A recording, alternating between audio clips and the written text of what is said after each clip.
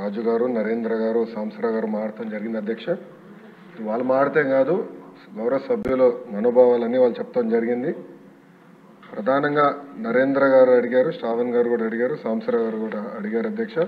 తప్పనిసరిగా నాడు నేడు పైన ఒక ఎంక్వైరీ ప్రభుత్వం వేస్తుంది, అంటే ఎలాంటి సందేహం లేదు. అగ్రిమెంట్స్ ఏంటి, గతంలో ఎవరికి ఇచ్చారు ఈ వర్క్లు, ఎందుకు పనులు సరిగా జరగలేదు, నాసరికైన పనులు జరిగిననేది పేపర్లో కూడా గతంలో వచ్చింది. దానిపైన తప్పనిసరిగా ఎంక్వైరీ చేస్తాం. రెండోది, సాంసరావు గారు చెప్పినట్లు ఫేజ్ 1లో కొన్ని భవనాలు కట్టారు, కానీ అది మూసేశారు, అంటే వాడట్లేదు. ఏకంగా స్కూల్స్నే మూసేసే పరిస్థితికి వచ్చారు. తెలుగుదేశం, జనసేన, భారతీయ జనతా పార్టీ విధానం ఒకటి. ప్రభుత్వ పాఠశాలల్ని మేము బలోపేతం చేస్తాం. ప్రైవేట్ పాఠశాలలకి ధీటుగా ప్రభుత్వ పాఠశాలలు తీర్చిదిద్దాలనేది మా లక్ష్యం. అందుకే చంద్రబాబు నాయుడు గారి నాయకత్వంతో మెగా డిఎస్సి కూడా ప్రకటించాం. ఉపాధ్యాయుల పోస్టులు కూడా భర్తీ చేస్తున్నాం. నెక్స్ట్ ఇయర్ ఏదైతే స్కూల్ ఓపెన్ అయ్యే సమయానికి ఉపాధ్యాయులు కూడా పకడ్బందీగా మేము ఏర్పాటు చేస్తాం.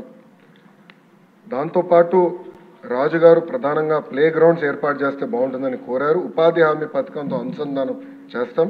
పవనంతో నేను చర్చిస్తాను. ఆయనతో పాటు మన స్పోర్ట్స్ మినిస్టర్తో కూడా ఆల్రెడీ డిస్కషన్ చేశాను.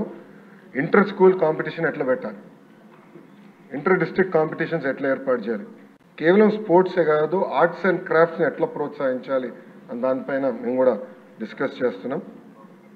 సాంసర్ గారు అన్నట్లు ఉపాధ్యాయుల్ని కూడా పెద్ద ఎత్తున హెరాస్మెంట్ జరిగింది. గత ప్రభుత్వం వాళ్ళకి అనేక యాప్లు ఇచ్చి వాళ్ళు అన్ని రకాలుగా ఇబ్బంది పెట్టిన విషయం వాస్తవం. పాదయాత్రలో కూడా ఉపాధ్యాయులను కలిశారు, వాళ్ళ సమస్యలు నాకు చెప్తాం జరిగింది. ఈ సంవత్సరం నా ఆలోచన, I'm subject to correction from members, నా ఆలోచన ఏంటంటే ఈ సంవత్సరం ముందల కేజీ టు పీజీ విద్యను మొత్తం ప్రక్షాళన చేద్దాం. నేను పక్క రాష్ట్రాల్లో కూడా ఎలాంటి కార్యక్రమాలు జరుగుతున్నాయి అనేది నేను చదువుతున్నాను. ఉత్తరప్రదేశ్లో నిపుణ్ కార్యక్రమం చేస్తున్నారు, ఢిల్లీలో కూడా అనేక కార్యక్రమాలు చేస్తున్నారు. నేను కూడా అది మొత్తం రివ్యూ చేస్తున్నాను. నేను కూడా ఫీల్డ్ విజిట్స్కి వెళ్ళాల్సిన అవసరం ఉంది. ఒక పక్కన విద్యార్థుల కోసం మనం డబ్బులు ఖర్చు పెడుతున్నాం, మిడ్ డే మీల్స్ కార్యక్రమాలు ఇస్తున్నాం, ఇన్ఫ్రాస్ట్రక్చర్ ఇంప్రూవ్ చేస్తున్నాం, కానీ లెర్నింగ్ అవుట్కమ్స్ ఏంటి? ఎందుకంటే మంగళగిరిలో కూడా నేను ఉపాధ్యాయులను కలిసినప్పుడు వాళ్ళు అదే అడిగారు, 6వ తరగతి వరకు మీరు ఏం నేర్పించకుండా మాకు తోయేసి మంచి మార్కులు రావాలంటే ఎట్లా వస్తాయి? సో లెర్నింగ్ అవుట్కమ్స్ ఎట్లా మెజర్ చేయాలి అని దానిపైన కూడా మేము చర్చిస్తున్నాం. కేజీ టు పీజీ నేను పాదయాత్రలు కూడా చెప్పాను, కరికులంని బలోపేతం చేయాలి, రీవర్క్ చేయాల్సిన అవసరం ఉంది. అది చేసే ముందర పక్క రాష్ట్రాల్లో ఏం జరుగుతుందో కూడా నేను చూస్తున్నాను అధ్యక్ష. దానివల్ల వాళ్ళకి వచ్చిన అవుట్కమ్స్ ఏంటి అనేది మేము చదువుతున్నాం. ఆ మొత్తం రోడ్ మ్యాప్ ప్రిపేర్ చేసి సంఘాలతో కూడా మేము చర్చించి అందరు బయ్యన్ అయిన తర్వాత ఆ రోడ్ మ్యాప్ ప్రజల ముందర పెట్టాలనేది నా లక్ష్యం. దాని తర్వాత ప్రజల దగ్గర నుంచి కూడా అభిప్రాయ సేకరణ చేసిన తర్వాత ఆ కార్యక్రమాన్ని మేము అమలు చేసి నెక్స్ట్ అకాడమిక్ ఇయర్కి తీసుకొస్తాం. అంటే గత ప్రభుత్వం లాగా రివర్స్ టెండరింగ్ అనే హడావుడిగా చేసి పోలవరం ఎట్లయితే సర్వనాశనం చేశారో అలా నేను చేయదలుచుకోవాలి విద్యా వ్యవస్థని. విద్యా వ్యవస్థలో కూడా అనాలోచిత వల్ల చాలా దెబ్బతింది. సిబిఎస్ఈ కరికులం అన్నారు, కొన్ని స్కూల్స్ ఏమో CBSE curriculum with CBSE examination అన్నారు, మళ్ళీ మధ్యలో ఐబీ అన్నారు, తర్వాత టోఫెల్ అన్నారు, డిక్షనరీ అన్నారు. అంటే కొంచెం గందరగోళంగా ఉంది. ఇది మొత్తం కొంచెం స్ట్రీమ్లైన్ చేయాల్సిన అవసరం ఉంది. ఎందుకంటే మన పిల్లల భవిష్యత్తు దీనిపైన ఆధారపడింది.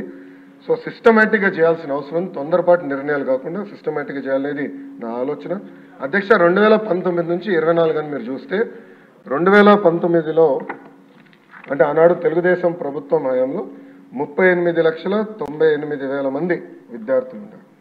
5 సంవత్సరాలు వేల కోట్ల రూపాయలు ఖర్చు పెట్టిన తర్వాత అది 38,26,000 మంది విద్యార్థులకు తగ్గిపోయింది. అంటే 72,117 మంది విద్యార్థులు ప్రభుత్వ పాఠశాలలో తగ్గిపోయారు. ఇది కరెక్ట్ కాదు, అంటే ఎక్కడో లోపాలు జరుగుతున్నాయి, అంటే డౌట్ లేదు. అదేవిధంగా 117 జియో గురించి కూడా సభ్యులు నా దృష్టికి తీసుకొచ్చారు, అది కూడా మేము డిస్కషన్లో ఉంది. దానిపైన కూడా తొందరలోనే ఒక నిర్ణయం తీసుకుంటాం. కానీ ఎన్డీఏ ప్రభుత్వ ఆలోచన వెరీ క్లియర్, ఉపాధ్యాయులు నియమిస్తాం, ఆగిపోయిన పనులు పూర్తి చేస్తాం, జరిగిన పనులపైన తప్పనిసరిగా ఎంక్వైరీ చేస్తాం. Thank you. మంత్రి గారు